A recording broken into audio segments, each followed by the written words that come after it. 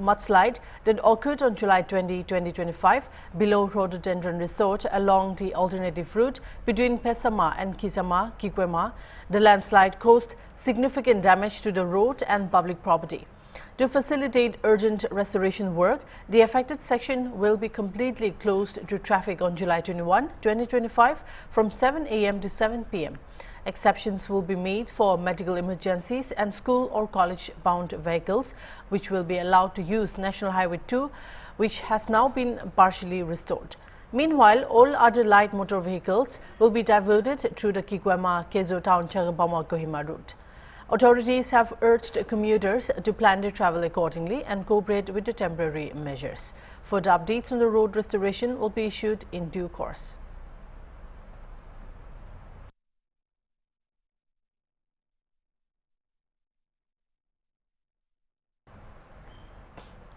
In a major political shake-up, Japan's ruling coalition led by the Liberal Democratic Party and its partner Komeito is set to lose its majority in the House of Councillors following Sunday's election, Kyoto News reports.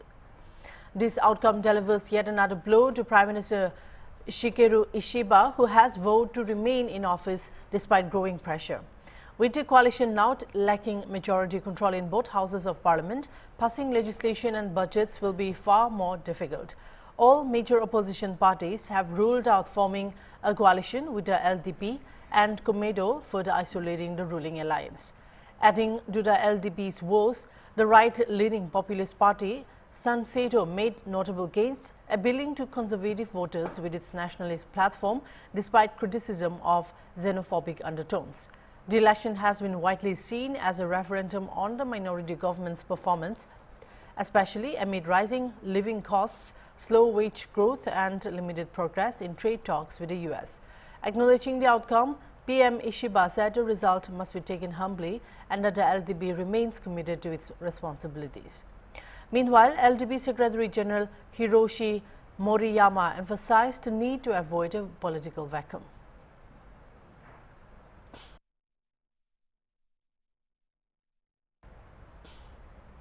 Communist Party of India MP P. Pandosh Kumar has strongly criticized Congress leader Rahul Gandhi, saying he should show majority as a key face of the India alliance. Speaking to ANI on Sunday, Kumar reacted sharply to Rahul Gandhi's reported comparison between the RSS and the left, calling it an immature and apolitical statement. No sensible man can compare RSS with left parties, he said, adding that the country expects more thoughtful leadership from someone heading an opposition alliance. Taking aim at the Congress, CBI leader accused it of indirectly helping the BJP, calling the party the B team of BJP, and cited multiple high-profile defections, including Himanta Biswa Sharma, to back his claim that Congress leaders have strengthened the BJP-RSS ecosystem. Kumar has also called on Prime Minister Narendra Modi to address Parliament over the Pahalgam terror attack and clarify matters related to Operation Sindoor, stating that the government has so far failed to respond adequately.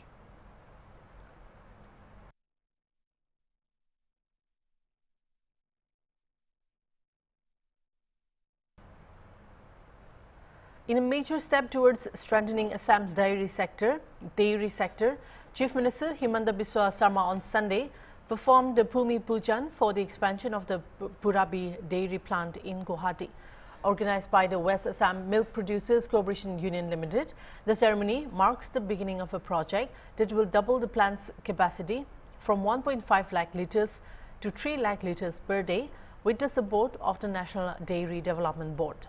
CM Sharma outlined a vision to process 10 lakh litres of milk daily across Assam, noting that the state already produces enough milk for local needs but now aims to create value-added dairy products through large-scale processing. He also announced that the state, in collaboration with NDDB, plans to set up additional processing units in Silchar, Dibrugarh, Tezpur, Dhemaji and Jorhat. Furthermore, Amul will soon establish its own unit in the state with a daily capacity of 1 lakh litres. The expansion is expected to empower dairy farmers and significantly boost Assam's rural economy. In Assam, we have decided 3 years back that we'll produce 10 lakhs liter milk for daily processing. There are already, we actually produce more milk, but those are for domestic consumption. But we want to process 10 lakhs liter of milk every day through the processing plant so that we can produce lot of value-added product. We started with a small beginning. Last year at this time we have inaugurated a plant where capacity was 1.5 liter. Today we are doing a Bhumi Pujan whereby NDDB will increase the milk processing capacity of this plant to 3 lakhs liter.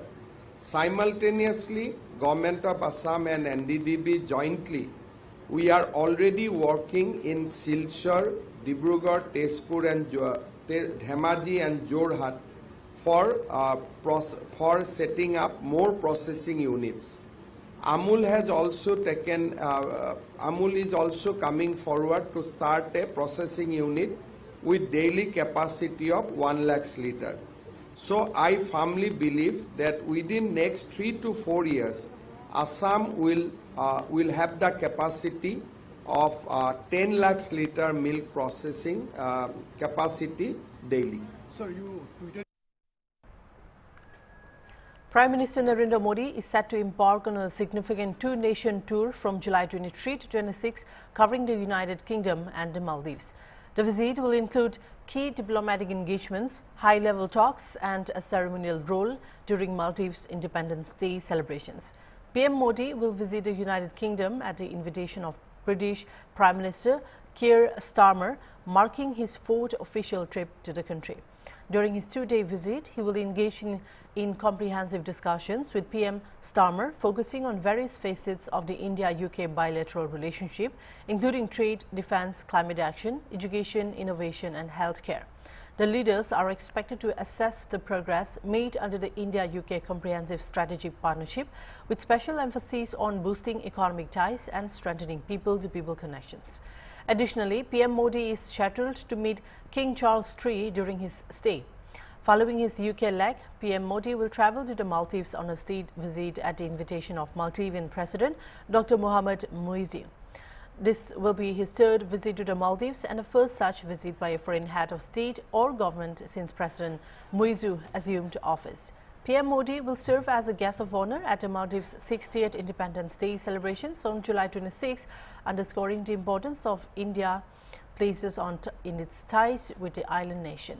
His visit will include bilateral talks with President Muizzi to evaluate the ongoing implementation of the India-Maldives joint vision for a comprehensive economic and maritime security partnership. This two-nation tour underscores India's diplomatic focus on bolstering strategic and economic partnerships with both long-standing allies and regional neighbors.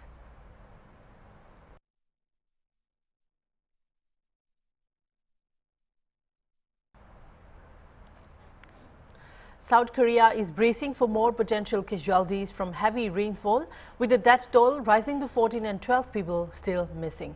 The severe weather has affected several regions, with the southern county of Sancheong being the most severely affected, Al Jazeera reported. Sancheong has received nearly 800 mm of rain since Wednesday, resulting in 8 deaths and 6 missing persons in the rural county of 33,000 residents. According to Al Jazeera, neighboring countries Habcheon and Hadong have also experienced significant rainfall, with 699 mm, 27.5 inches and 621.5 mm, 24.5 inches respectively. 2 of the 12 people reported missing were from the southwestern city of Gwangju, Yonhap said. Further, the South Korean news agency confirmed that the authorities have registered 1,920 cases of flooded roads, soil loss and destroyed public facilities, and 2,234 other cases of damage to private property such as buildings and farmland. A total of 12,921 people have taken shelter across 14 major cities and provinces, the agency added. Meanwhile, the Science Ministry reported that service outages occurred over the weekend due to heavy rains, which prompted blackouts at cell stations across the country. The disruptions were more severe in the southern county of Sancheong and Gabyeong, northeast of Seoul, where intense rainfall caused widespread power outages.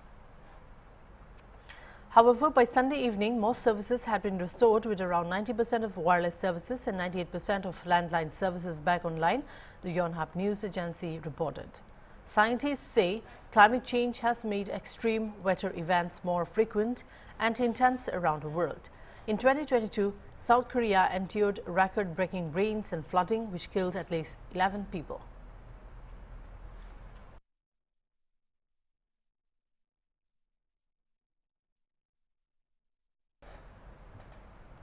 As Bihar continues its special intensive revision of the electoral roll, the Election Commission of India has flagged a concerning discovery: over 11,000 electors listed as not traceable.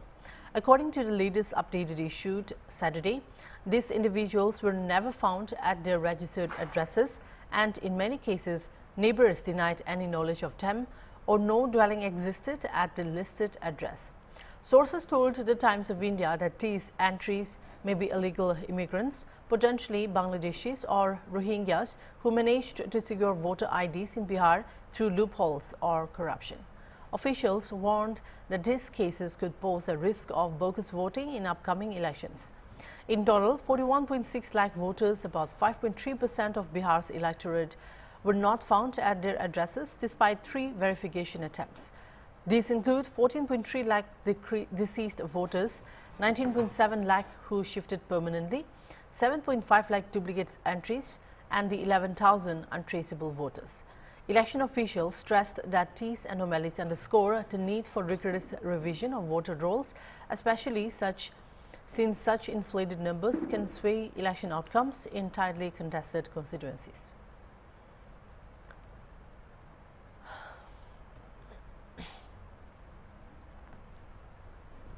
Pope Leo XIV has strongly condemned an Israeli attack on Gaza's only Catholic church, which killed 3 people on Thursday. During his Sunday Angelus prayer, the Pope expressed his deep sorrow and appealed for an end to the barbarity of war.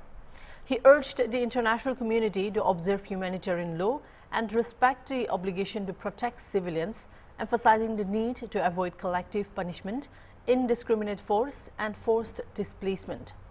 Among those killed were the parish's 60-year-old janitor and an 84-year-old woman who was receiving psychosocial support inside a Caritas tent in the church compound, according to the Catholic charity Caritas Jerusalem. Israeli attacks across Gaza on Thursday killed at least 32 Palestinians, including 25 in Gaza City alone, as per Al Jazeera. Continuano a giungere anche in questi giorni notizie drammatiche. They continue to add dramatic news, especially in parts of the world as Gaza. I express my sincerest and deepest sorrow to hear about the Israeli attack on the Holy Family Parish in Gaza.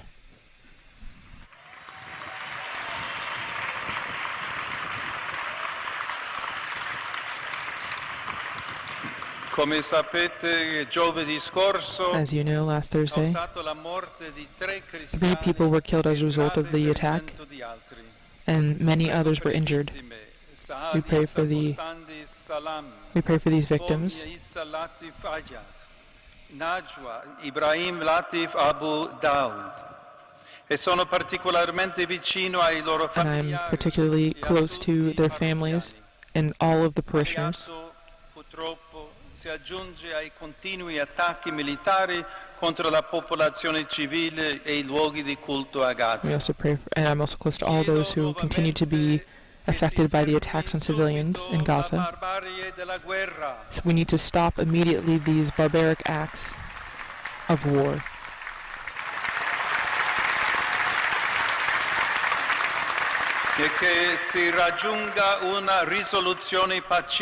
And we need to reach a solution of peace. A man from Jammu and Kashmir's Raman district has reportedly been abducted by terrorists in Niger, West Africa, during a deadly attack on a construction site in the Dosa region. The victim, Ranjit Singh, was working as a senior safety officer with Transrail Transmission Lighting Limited, an integrated power transmission and distribution company. His wife, Sheila Devi, said the family has had no contact since July 15. In an exclusive interview to ANI, father of Ranjit Singh, Mohanlal Sen, said, under quote, "We want to tell Modi ji to act on it. Government of India should work to bring him back. We have been suffering from the last 5 to 6 days. He has little children. We are very worried about him, where he is abducted, and has he eaten anything or not," unquote. Further, his mother, Satu Devi, is distraught, hasn't slept or eaten since the incident, and is desperate to see her son return home. It may be noted that in a heinous terror attack, 2 Indians were killed while one was abducted in the Dosso region of Niger, as noted by the Indian Embassy in Niger. The Indian Embassy in Niamey is in touch with the local authorities to repatriate the mortal remains of those killed and ensure safe release of the abducted Indian. The mission also cautioned all Indians in Niger to remain vigilant. The Indian Embassy in Niger is working closely with local authorities to repatriate the mortal remains of the 2 deceased Indians and ensure Ranjit Singh's safe release. Ranjit मेरा कहाँ है? Company में है। रात दिन को उसका साथ है, छोटे बच्चे हैं। पापा को चलाना, मेरा बेटा में चाहिए, मेरा बेटा मेरे को चाहिए। मेरे को रात दिन एक नींद नहीं है, खाना नहीं है, पीना नहीं है। मेरा रंजीत कब आएगा? लास्ट टाइम क्या बात हुई थी आपकी, क्या बोले थे? माता क्या है? ठीक है माता, कैसी है? कैसी है? कब बात हुई थी आपकी? 15 दिन को, दोपहर को। उसके बाद कोई फोन नहीं लगा? फिर कोई फोन नहीं लगा। फोन लगा रही थी है, कोई फोन नहीं लगा है। कहाँ है, कहाँ नहीं है, परेशान है हम। छोटे बच्चे हैं 3, वो परेशान है। क्या बोलते थे कब वापिस आना है, घर कब आना था? घर आएंगे, महीने से बाद आएंगे, 15 दिन से बाद आएंगे, 2 महीने से बाद आएंगे। आएंगे, घर आना नहीं, मैं आ जाऊंगा। हमें क्या पता ये कुछ हो जाए। मोदी सरकार को बचा चाहिए हमें, और कुछ नहीं। बचा हमारा रंजीत चाहिए, हम तो घर में आना हमें चाहिए, बचा चाहिए। क्या करेंगे? सरकार मत करेगी, मोदी मत करेगा तो हमारा बेटा हमें चाहिए, नहीं तो हम क्या कर सकते? हमारा चारा थोड़ी है। चाहिए, मेरा बेटा चाहिए, घर आ जाना, मेरा बेटा घर चाहिए, घर आ जाए, बस और कुछ नहीं। शाम को गया था, उधर से ही पैसा बना के उधर इन कंपनी वाले ने ले लिया। मैंने सोचा इधर नहीं जाना, दूर है, हम कंपनी के थ्रू जा रहे हैं, मेरे को क्या डर है, मैं कंपनी के थ्रू जा रहा हूँ। अब कंपनी कहाँ है, मेरा बेटा कहाँ है? सरकार को मैं करे मीनो बच्चों का रह जाए, वापस आ जाएगा। मोदी को बुलाना, मोदी भी मेरी मदद करेगा, मेरा बच्चा चाहिए, और कुछ नहीं।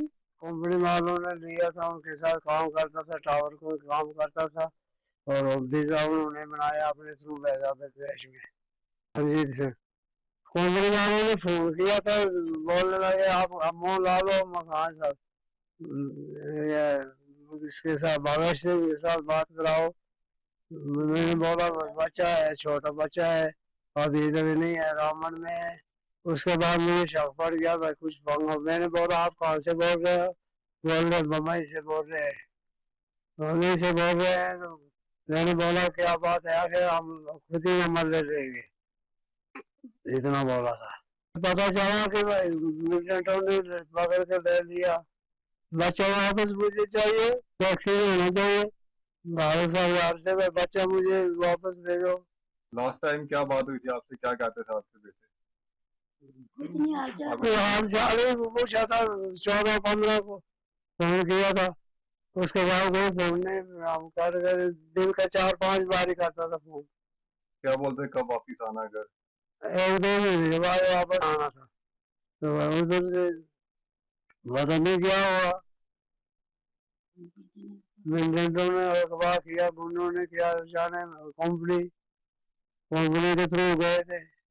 कहना है मोदी जी को कहना है, बच्चे के बारे में सोचेंगे, प्रधानमंत्री कुछ करेंगे तो और कौन करेगा? सरकार करेगी, भारत की ये इंडिया की सरकार। बेटा वापिस होना चाहिए, वैक्सीन होना चाहिए।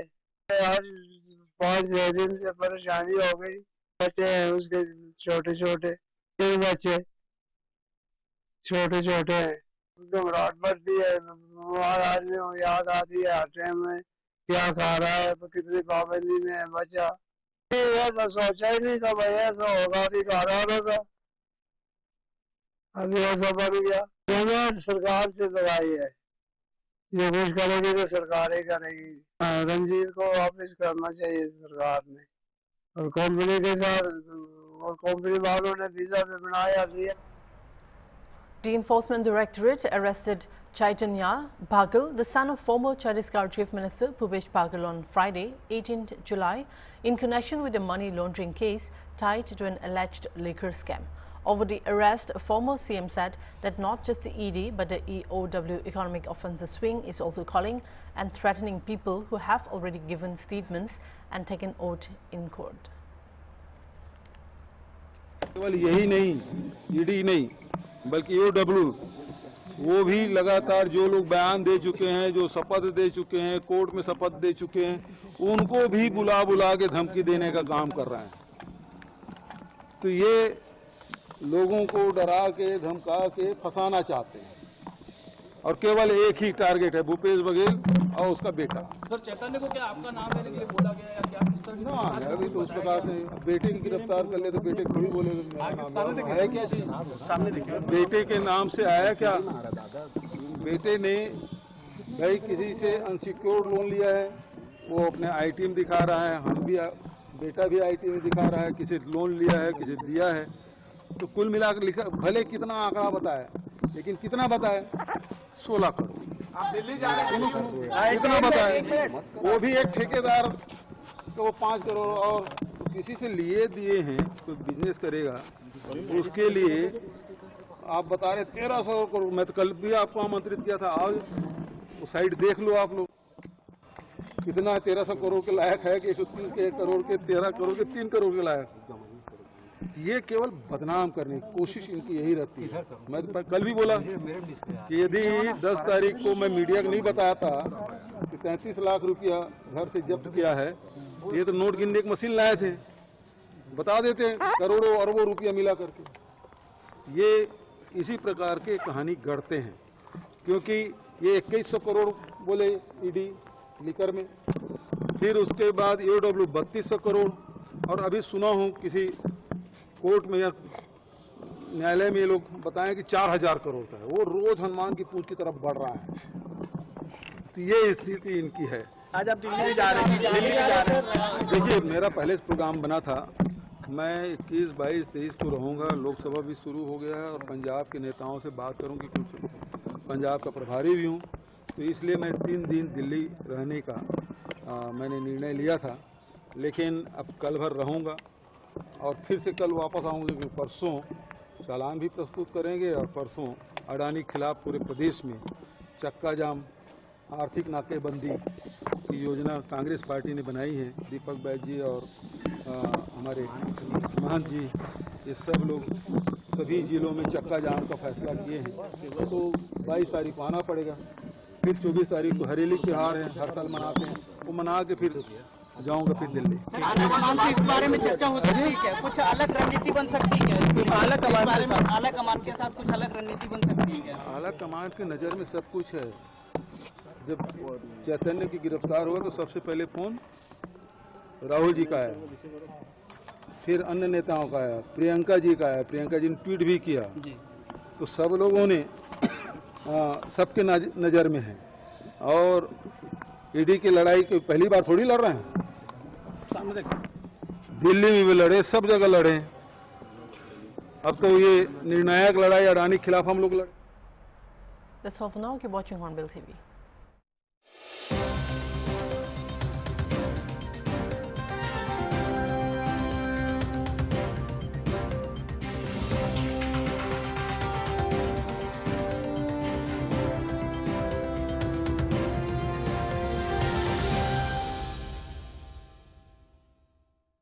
The Jawaharlal Nehru National Solar Mission, or the National Solar Mission, was launched on 11th January 2010. JNSM is a major initiative of the Government of India with active participation from states to promote ecological sustainable growth while addressing India's energy security challenges. The National Institute of Solar Energy has assessed the country's solar potential of about 748 GW, assuming 3% of the wasteland area to be covered by solar PV modules. Solar energy has taken a central place in India's National Action Plan on Climate Change, with National Solar Mission as one of the key missions. It will also constitute a major contribution by India to the global effort to meet the challenges of climate change. The mission's objective is to establish India as a global leader in solar energy by creating the policy conditions for solar technology diffusion across the country as quickly as possible.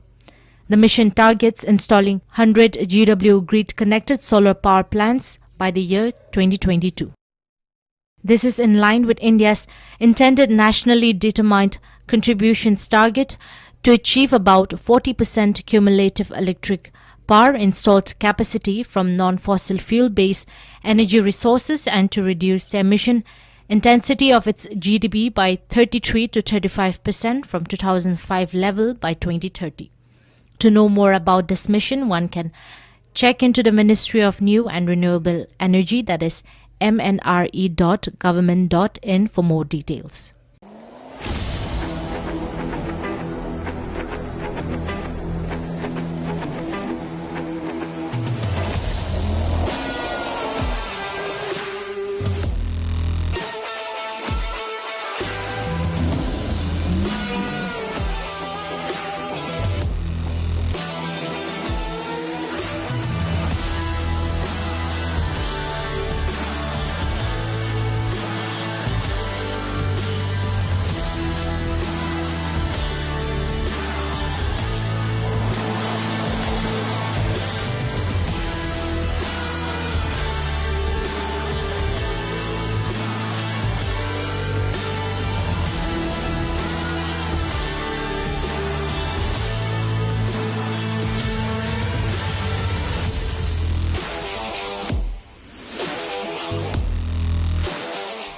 Think outside.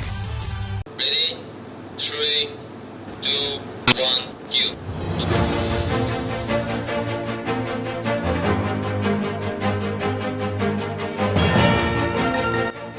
And we all need a little more clarity under the details. About life, people and events that truly matter. Because sometimes news is more than mere information. From credible news organizations, credible news, and from credible and award-winning journalists. Because proper news can not only inform our lives but also change the way we look at it. In-depth and straight to the point, because the truth deserves clarity. We pursue events that are not only important to you but also useful for our life's perspective. We are Hornbill TV.